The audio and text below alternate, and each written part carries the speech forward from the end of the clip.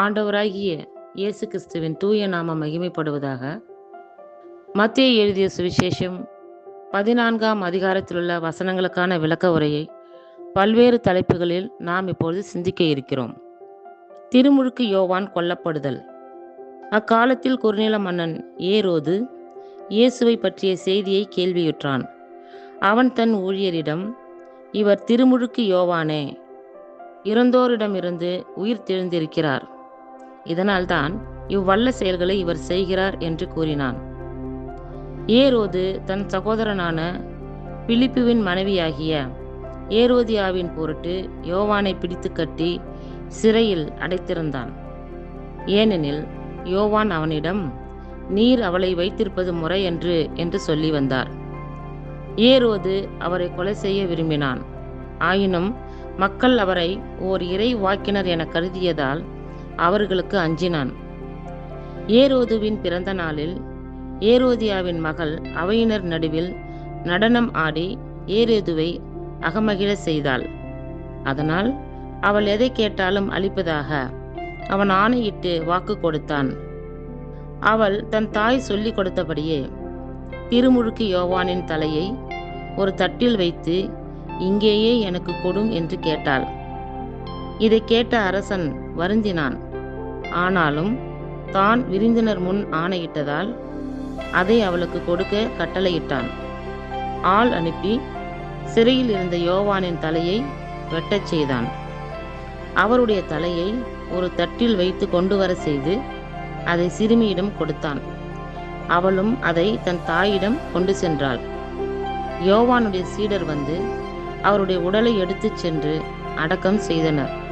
பின்னர் இந்நிகழ்ச்சியினை இயேசுவிடம் போய் அறிவித்தனர்.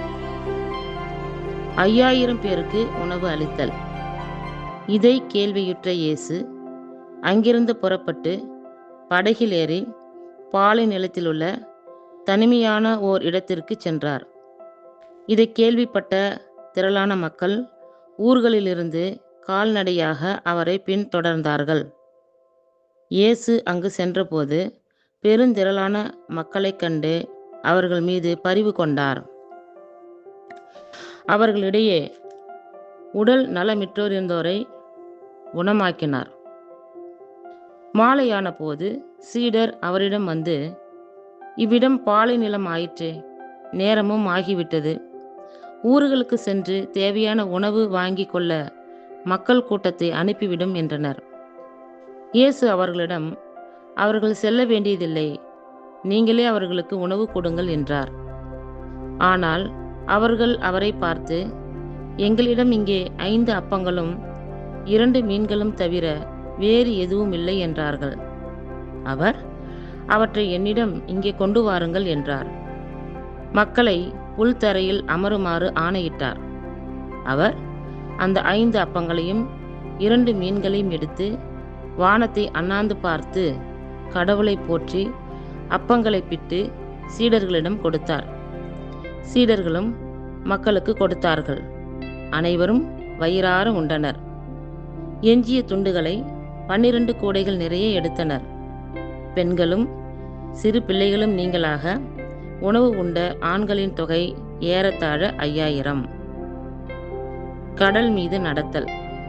இயேசு கூட்டத்தினரை அவ்விடத்திலிருந்து அனுப்பி கொண்டிருந்தார். அப்பொழுது சீடரையும் உடனே படகேறி தமக்கு முன் அக்கறைக்கு செல்லுமாறு அவர் கட்டாயப்படுத்தினார். மக்களை அனுப்பிவிட்டு அவர் தனியே இறைவனிடம் வேண்டுவதற்காக ஒரு மலையின் மேல் ஏறினார். பொழுது சாய்ந்த பிறகும் அங்கு அவர் தனியே இருந்தார்.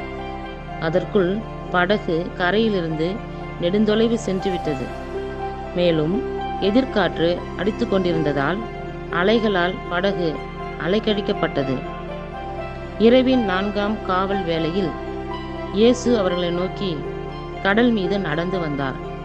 அவர் கடல் மீது நடப்பதைக் கண்ட சீடர் கலங்கி, ஐயோ பேய் என்று அச்சத்தினால் அலறினார்.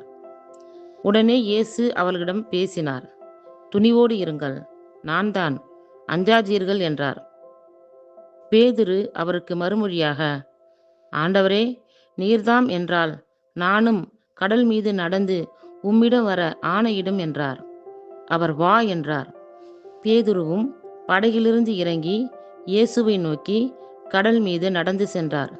அப்பொழுது பெருங்காற்று வீசியதைக் கண்டு அஞ்சி அவர் மூழ்கத் தொடங்குகையில், ஆண்டவரே, என்னை காப்பாற்றும் என்று கத்தினார். இயேசு உடனே தம் கையை நீட்டி அவரை பிடித்து, நம்பிக்கை குன்றியவனே, ஏன் ஐயம் கொண்டாய் என்றார். அவர்கள் படகில் ஏறியதும் காற்று அடங்கியது. படகில் இருந்தோர் இயேசுவை பணிந்து, உண்மையாகவே நீர் இறைமகன் என்றனர். கெனசரேத்தில் நலமளித்தல். அவர்கள் மறுகரைக்குச் சென்று கெனசரேத்து பகுதி அடைந்தார்கள். இயேசுவை யாரென்று அறிந்துணர்ந்த அவ்விடத்து மக்கள் சுற்றுப்புறமெங்கும் ஆள் அனுப்பி எல்லா நோயாளர்களையும் அவரிடம் கொண்டு வந்தார்கள். அவரது மேல் உடையின் ஓரத்தையாவது அவர்கள் தொட அனுமதிக்குமாறு அவரை வேண்டினார்கள். தொட்டவர் யாவரும் நலமடைந்தனர். இத்துடன் 14ஆம் அதிகாரத்துக்கான விளக்க உரை நிறைவுற்றது. கர்த்தர் தாமே நம் எல்லோரையும் ஆசீர்வதிப்பாராக. ஆமேன்.